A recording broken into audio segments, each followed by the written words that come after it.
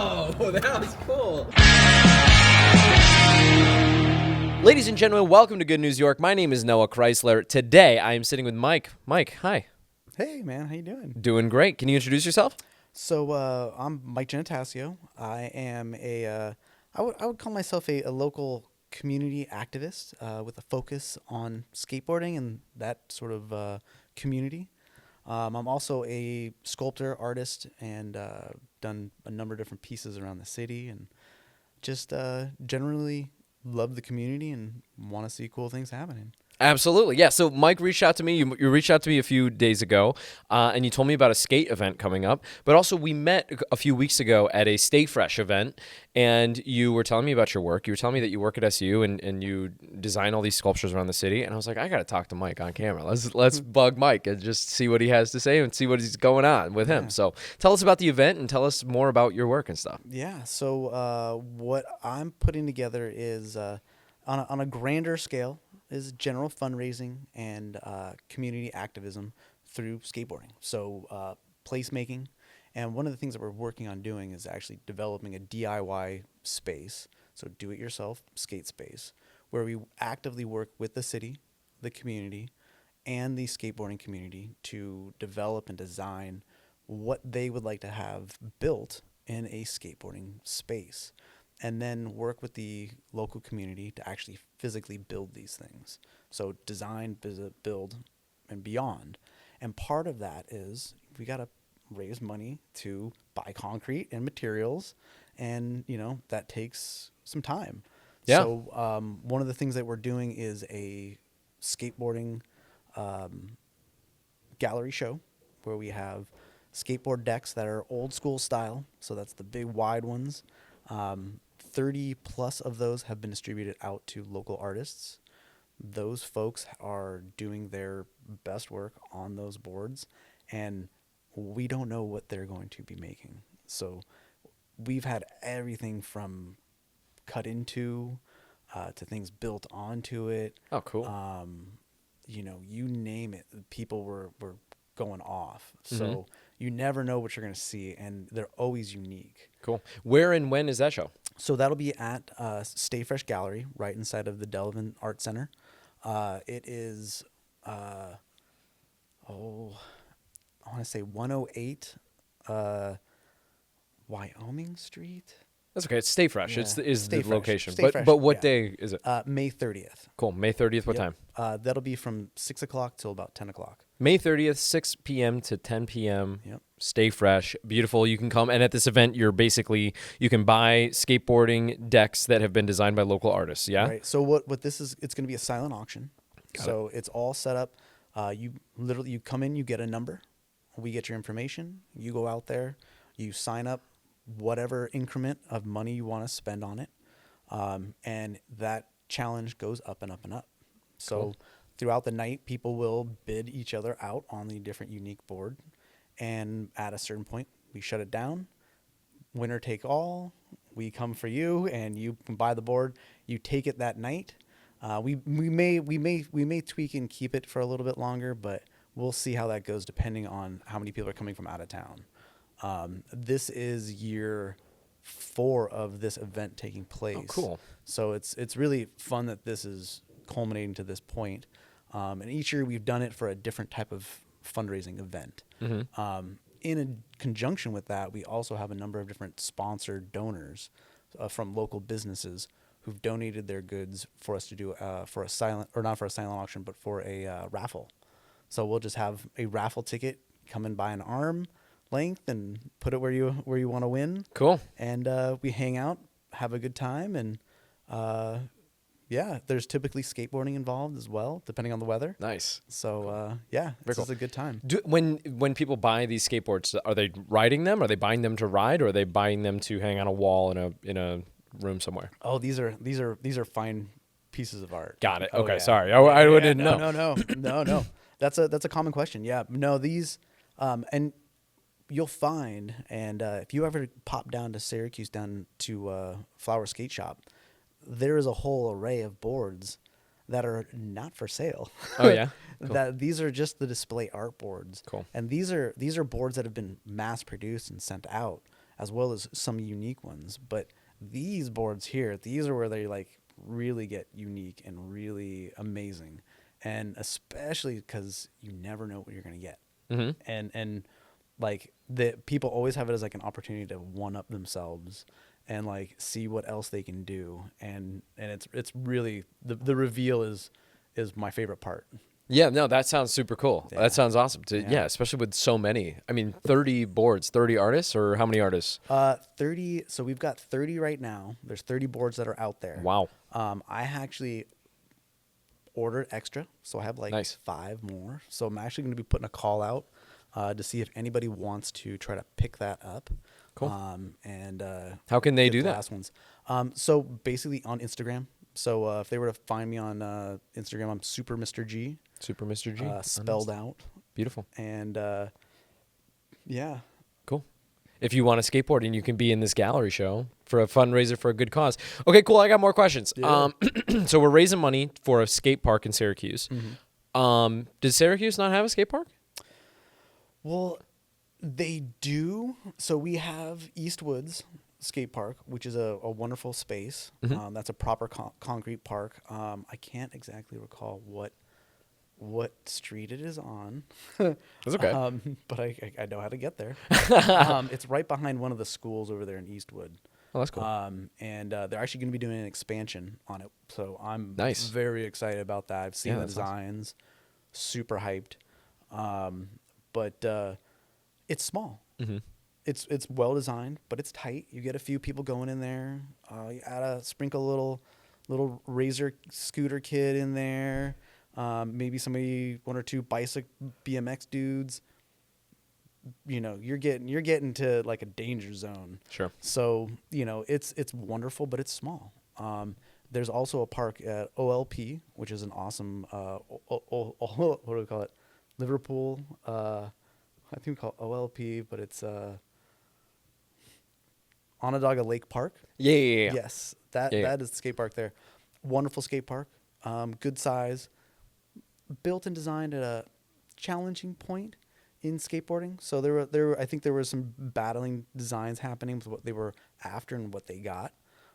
So while it's a well-designed and intended park, it doesn't really hit on the notes that we need in Syracuse. Sure. Okay. And then, of course, there's our DIY skate park, which is in the Ormond Spencer, right across the street from the Harvey's Garden. Okay. Cool little DIY space / art creative zone. Really neat things happen in there. And it's sort of a different space. So what I'm sort of interested in is how do we create a space that's more of a adapted relationship with the city and the community, and create a pipeline to be able to say, this is how we're going to go ahead and create what people would actually like. Right. And run it through the professionals. Right. And set up we're working with the city. Right. And our capital, where that's coming from, and who's doing the design work and who's doing the fabrication, and create that, but the larger idea would be that this could be a good opportunity for the city, the state, other fundraisers, people in the community to look at this and say, hey, these people are pulling up their boots and finding the money and putting the work in to do something like this because they really love what they're doing and creating that space. There's an opportunity to step this up and put some real money in, find those funds, apply for those grants, work with us and say, hey, let's bring it in and let's create something. Let's add to maybe one of the other skate parks, or let's find another location and let's build a destination skate park. Yeah. Because we've got skate parks popping up all over central New York that are just shaming Syracuse. We deserve something real good, just like the rest of these cities around us are getting right now. Yeah. So like it's our time, but right now we're gonna do what we can do and make it happen on our own level. Sure. What makes a good skate park? I mean, can I give you my background a little bit? Sure. I learned I got like one of those like, I don't even know what you call it. I think it's a bamboo board, right? And it's like higher, right? And it's got the big wheels. And then I it goes quick, right? It's not for like, kick flips and shit. It's for like, it's kind of like a longboard, but it's not really a longboard. I think it's called a hybrid. I don't know. Sure. But so I got really into that in Atlanta, and then I got an actual skateboard, but I think I got one that's too big, and so like I tried to learn to like ollie and stuff, and it just didn't happen for me. Yeah. So, but then there's a big skate park in Atlanta on the Beltline. And I was living on the Beltline, and so I went there a few times, and I busted my ass a few times. Excellent. That was basically it. And then I watched some of these kids drop in, and it was like, oh my God, like that's a superpower that I do not possess. But I don't know. Those are my experiences. Yeah. But I don't know. Getting back to a good skate park, you're saying that you're critical of some of the skate parks in Syracuse. What constitutes like a really good skate park, and what are some of the ways that the Syracuse skate park is lacking? Boy, that's a great question. So that's the challenge is, and really, for people and how they skate and what their interests are, it could be a wide spectrum. So like transition versus skate or street style. So stairs, rails, ledges versus bowls, half pipes, quarter pipes, hips. Where it's more flowing versus where it's more choppy. Finding that balance in a single skate park can be very difficult. I am, the finding the balance between it is really a challenge. And I think that's really trying to have that discussion with the community. Mm-hmm. Yeah. What do you want? Ultimately, like what does this community like? Because honestly, the DIY skate park, the Ormond Spencer one, is kind of rough, and it has that grit to it, and people like that grit. They like that roughness. They don't want that smooth, buttery skate spot. They want it a little rougher, a little more not what you expected. That's what they are into. Some other spaces you're like, this skate park, like they just built this one in Rome that's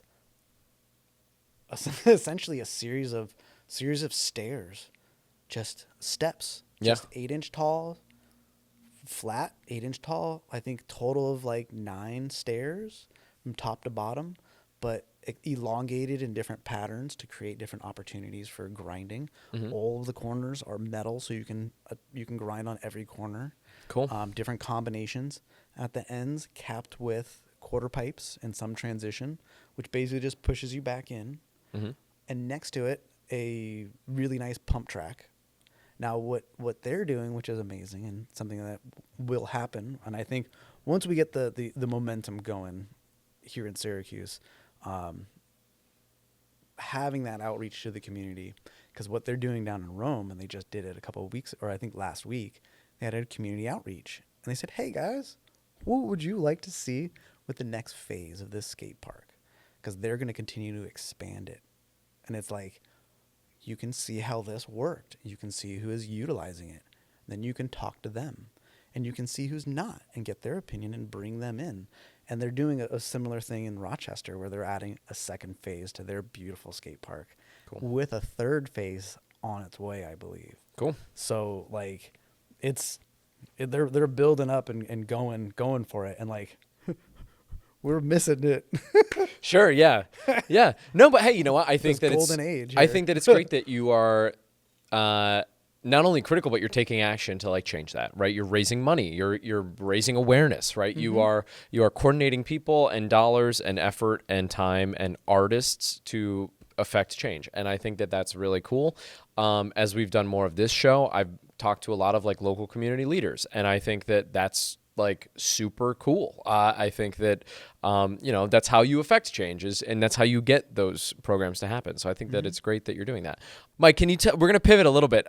Tell me about some of the work that you do, some of the art that you do with, so you said you've done some of the sculptures around the city, but then you also work at SU and do some stuff there too. Can you tell me more about that work? Yeah. So I'm originally from California. So Cool. I grew up in the Bay Area. Got my undergraduate degree, a Bachelor of Fine Arts in sculpture, in Chico, California. Did my first actual public art piece there, which is a bench depicting John Muir in all cast concrete. Beautiful piece. Cool. Worked out so well. But that's back in California. Got it. Came out here for grad school. I got my master's at Syracuse University. Finished that in 2012, and then basically sort of was looking around and exploring and expanding in the community. And I was teaching after grad school, and also doing public arts task force. So this is a part of 40 Below, which is now Adapt CNY. Great organization when I was a part of it. I dropped off after a while, but a lot of the community and the artists and the people who've really taken up the reins in Syracuse were a part of this organization when I was a part of it. So it was really a great opportunity to connect with these people. We had a couple different initiatives to do bike racks in the city, and we lined up with the downtown TNT. And at the time, they were part of the city funding format, and we were able to work with them to access funding to design and build and work with the city to install custom-made bike racks around the city. Yeah, so cool. we would work with the community and say, what do you guys want? And we would talk to each other, and we'd put an open call out, and we'd have our community would come together, and we'd talk to them about what they were interested in seeing, and we'd refine it and design it, and then hand it off to the city, and they boop, boop, boop, zip it in place, and there you go. Cool. So what fixtures around the city might people know that that is like your work? yeah, so the specifically outside of the sound garden, there's like the like hammer, like vertical pipes. Yeah, cool. That one's mine. Sick. The as you come down Jefferson, the corner of Jefferson and Warren, there's the bike rack outside of where I think it's Co-works. I'm not sure if I can't remember exactly if they still have the same name, but there's that bike rack right there, which it looks like an Allen wrench going into a series of gears. Cool. And then keeping going down Jefferson, then if you were to go left in front of the OHA, there's a series of yellow bike racks. So that one, my wife and I, so these are collaborative designs. I would refine and then fabricate them. So I gave it the final tweak and finish to it. Yeah, but somebody's giving you kind of an inspiration. Exactly. And, yeah. Gotcha. So it's kind of a translation of that. But Gotcha. I think everybody was for the most part satisfied with the translation. Cool. So, Wonderful. That's good. I bet that's got to be a pain in the ass. Like it's got to be really tough to manage that relationship. I bet, or like like working with people and that sort of thing. Honestly, no. When everybody was on the same page, Yeah, and thinking about what they wanted and sort of like group. What do we think, group? Good. We've got to get this thing done. Okay. Right. Well, what are we gonna do? Yeah. This is what we're gonna do. All right. Let me tweak it back and. All right, everybody, responses? Yeah. Good? Bad? Yeah. Okay, tweak. Good? Bad? Okay, good. Go.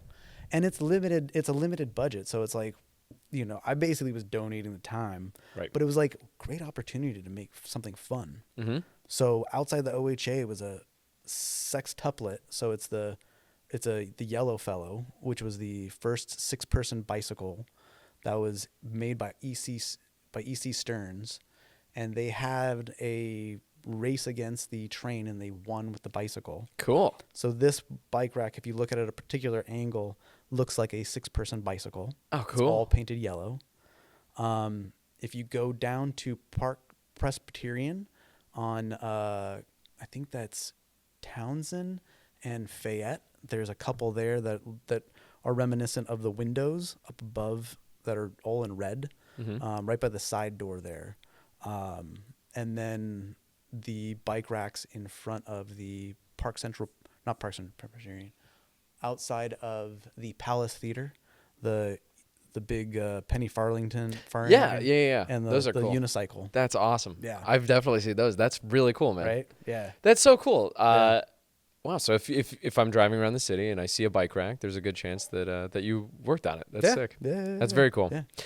Cool. Tell me more about. So you also do other forms of art and things as well. You said you got a degree in sculpture, Yeah. and then you also teach at SU, right? Do you teach? So this at SU? Right. So I am, general fabricator. So you name it: wood, MIG, TIG, oxyacetylene, cabinetry, bronze casting, aluminum, glass blowing, Cool. glass Wow. casting. Got into digital fabrication, doing stuff with laser cutting, Cool. 3D printing, CNC milling, and sort of how to cross integrate all of that into basically sculpture.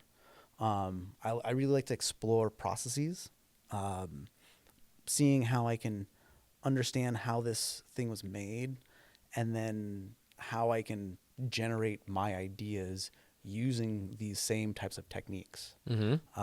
So it's been really fun. It takes me all kinds of different places. That's very, very cool. Yeah. We could use your skills in this building. There's so little time with everything. Sure, else, yeah. You know? You're like, I'm busy, dude. Yeah. Maybe you get. You got to talk to my dean of the college. Sure, And okay, cool. See what he says. So I also work for the School of Architecture as the fabrication manager Cool. there for all of the labs and shops. So I essentially oversee, I think at this point, 27 undergraduate students and a staff of 3 others. Really awesome team, graduates, undergraduates, my staff, solid. And like we're up to our eyeballs right up to, I think, about like 3:00 today. Really? Yeah. So they just crossed over at finals time. So there's a little bit of leftover stuff working its way through, but Sure. But we just went through it with everybody. Yeah. What is most of that work? What are the major projects that you're working on? If you can talk about that. Yeah, I mean they're doing everything. The design work that these students do is beyond my understanding half the time, because a lot of it is very conceptually and intellectually developed. So they're not just making models for just models' sake. They're making models of concepts that they've developed and designed under tutelage of really talented faculty. And what I help to do is when they hit that wall and they can't quite figure out how to wrap it and how to figure out what the next step is, I can help to step in and see, okay, let's see what we can do and how you can generate this, because you can't figure it out at that point. So I try to act in that capacity. And then just general, when you have, I think we're at 800 something students in the building. We've got two wood shops. I think I've got around 25 or 28 3D printers, 2 CNCs, 3 wood shop technicians and 2 digital fabrication technicians, along with all those other students, plus faculty. It's like a lot to manage. Yeah, no, for sure. And when you're juggling all these things, it's like, okay, that's about all I've got for today. No, I believe it. No, you're super busy. I get that. That makes sense. No, I can imagine. But I love it, and it's nice to be on this side, because I did really enjoy the teaching. Mm-hmm. It is one of my passions, but just the ability to save a little bit of that for myself. Mm-hmm. Yeah. Because I think I would give it to my students. I would just, pass that passion right along to them and not keep any for myself. Mm-hmm. And I think where I am right now, I get a bit of both. Yeah. Cool. Tell me about that. Tell me about a project that you worked on recently that you feel passionate about, that you're like, this project was super cool, and this is when I felt that passion. I felt like myself. Only I could have made this, or something like that. What do you got? You got a story for me? Boy. If Yeah, not, it's that's also tough. okay. Boy, oh man. Or just like a project that maybe you're known for, that like you're like, this one was awesome. This was like the big one. Okay. Yeah, I got this one. So this one I thought was really, really interesting. So, and it's installed currently. So now, in my undergrad, I had the pleasure of working with some really amazing professors. So Michael Bishop was one of my mentors. He was like the head of the sculpture program. Loved working with him. Did a bunch of fabrication work for him at his shop.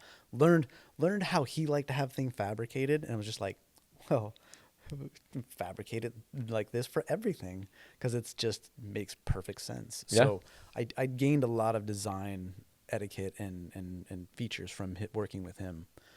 But his wife was also a public artist, and they both did public work, and I was essentially their fabricator. So when I went away to grad school, they go, we need some help. You think you can help us figure out how to fabricate this particular thing? And I was like, well, what do you got? And they sent me photos. And what it was this 1950s, transparent, green bird cage. So it was like this cast injected plastic bird cage. And the way this thing worked, it was one plastic frame that kind of looked like ribs. And it was split right down the middle. And the two sides would mirrored and would come in and you'd glue the two together. And then it had basically an opening on the one side that you would slide a tray in. Mm-hmm. And you'd have a bird that would be in there. There was also a little door. Cool. So they wanted, I think she said something like 30 of these things. Oh my gosh. That's a ton. So I figured out with a little bit of help, but basically did the design work, created the mold of this thing, and was using a pressure chamber to actually cast this plastic down into this structure, pulling it out, setting it onto a subsequent frame because it's a little bit wobbly, and then putting in a kiln and letting it heat to cure, and then doing that over and over Yeah, again. 30 times. My goodness. Yeah, and that's twice per side. Wow. Right? Yeah. So that ended up working out really nicely, and that's actually installed in the Sacramento, I believe it's in the international wing Cool. at their airport. Cool. Wow. Yeah. So it's a component of it and actually hangs up above everybody you're walking in. But Oh, very cool. Yeah. That's awesome. Yeah. So like your art is in the Sacramento airport. That's very cool. My fabrication. Sure. Her Her art, her design. I get to have pride that this beautiful piece I could help somebody materialize their idea. Yeah. You know. No, that's really cool though. I think that is a very powerful thing because you have to learn how to collaborate with people, right? You have to learn to understand what somebody is envisioning and maybe why they are envisioning that way and their inspiration for that, their influences as to what they want that to look like. Mm-hmm. And then you have to help them execute that. So I bet that kind of changes you in a lot of ways as you learn to do that process. Yeah. Yeah. Why should people get into fabrication? Why should people get into making things? Why should people get into art and your industry? Boy, I mean, do anything, anything that doesn't include your phone. Put it down. Yeah. Think about what you want to make. Think if see, this is the thing. Think about what it is that you're trying to create, because sometimes it's also not necessary for you to make anything, because like that's one of my only things. Sometimes we have to think about what it is that we're creating and why we're creating it. I worked a lot with plastics and mold making, plastic fabrication, and I can cast and I can reproduce and I can make you a whole bunch of the same thing out of plastic, and maybe you just throw that away. and that just gets thrown away with something else. So really it's like, why do we want to make that? What would be worth you making it? What you can get out of that? And having those, I think some of the stuff is fun, is like some of the guided art stuff is pretty fun. Mm-hmm. Yeah, I mean, making things in general, I think it's when it's worthwhile, it's really fun. Really having the time to spend and enjoy creating and designing it, and understanding that it takes time. Mm-hmm. Yeah. It's not that easy, and it takes time to get something good out of it. Mm-hmm. And once you do, and if you put that time in, then you truly do understand and appreciate it, and all of a sudden it's at a different level. I mean, that's where the kind of like coming and seeing art and experiencing that and experiencing the community that comes around it. All of that is so a part of what created the art, and it's a part of that community, that culture. And to have that experience really, I feel like puts more life into it and puts that connection right back to the viewer, and helps elevate that person's experience and their understanding of art. Cool. Yeah. No, that makes a lot of sense. And I think you're totally right. You know, I mean, as someone who does primarily new media stuff, I am glued to my phone from the moment I wake up to the moment I go to sleep. Is this, or it's listening to things, or it's, you know, and I completely understand that. And the idea of, you know, creating something, right? Envisioning something, designing something, right? I think that I probably could spend more time doing that, and I would probably be a happier person. So this is the beautiful connection that I make with skateboarding and creativity. So it takes time and practice to get there. But with creativity, and the same with skateboarding, you truly can't be anywhere else but right there. Yep. Because if you're anywhere else, you're on the ground. Right. Yeah, you're gonna bleed. Yeah. You're gonna bleed. So you know, like, and I feel like for myself, it takes me, I would say, a couple hours to fully get into the proper headspace, the proper mind space, with just the general life and the, you know, all of the distractions, everything, to try to shed that away and finally get to a point where you're like, okay, now I'm actually being creative. You have to give that up. Mm-hmm. That's giving it up, or that's taking it and demanding that's yours. And that's where I find with skateboarding is it's like you're getting a dual opportunity to be creative, because we'll go out and we'll skate and we're all doing similar tricks, but we do them differently. And we appreciate when somebody who we know their skill level has never done that trick before. Right. Yeah. It's exciting. They're successful at that. Yeah. You know, and that's like that's that creativity. And like for myself, that's what a lot of where my work, I think, now has shifted more towards the design side and trying to create individual skate spaces or experiences so that you could have this unit just dropped off in a park, and hours and hours and hours of fun for a skateboarder could happen. Yeah. You know, and there's nothing to it. You know, simple, you know, utilitarian to a certain extent, but something that people would have a good time with. And you could also utilize it as, you know, seating spaces and things like that. So it starts to become sculpture. It kind of blends between design, but it all ultimately seems to gravitate around skateboarding and keeps dragging it back in there. I think that's really cool. I mean, when you frame it in that way, right, it's like you're designing a physical environment to facilitate a group of people having an experience, right, where they are all pushing themselves, trying new tricks, trying to do certain things, right, and cheering for each other, right? There's like natural stories that develop, right? Hey, this person's not very good at this. He tried to do the big thing, you know, and and I bet that transforms when that is done well and that is implemented well. I bet that transforms communities, you know. Oh, it does. Yeah. No, it's great. That's one of the best things about it, because it's I'll say it's not a sport to me, because this isn't something that I go out and we're going to go out to practice. I'll see you out there. It's like, no, like, I'm going to go and do it by myself. And we can go together, but we're still basically skating by ourselves, and we're pushing each other to do this, but no one's out there like, you were terrible today. We're so disappointed in that skate you lost experience with you today. Yeah. You know, way to go. Yeah. I definitely won today. Like, everybody's generally happy when they walk away, and it's a positive and supportive community. And it's like, if it isn't, because it's like, we're doing something that's hard. Like you watch people fall. Like, I watch people fall and I go, good to see you trying. Like, that's good. Like, you get back up and do it again. And like, that's what they do. And that's what I do. Like, when I will try to do tricks, and it's over and over and over. And you're like, that trick took, 20 something tries, and I finally got it.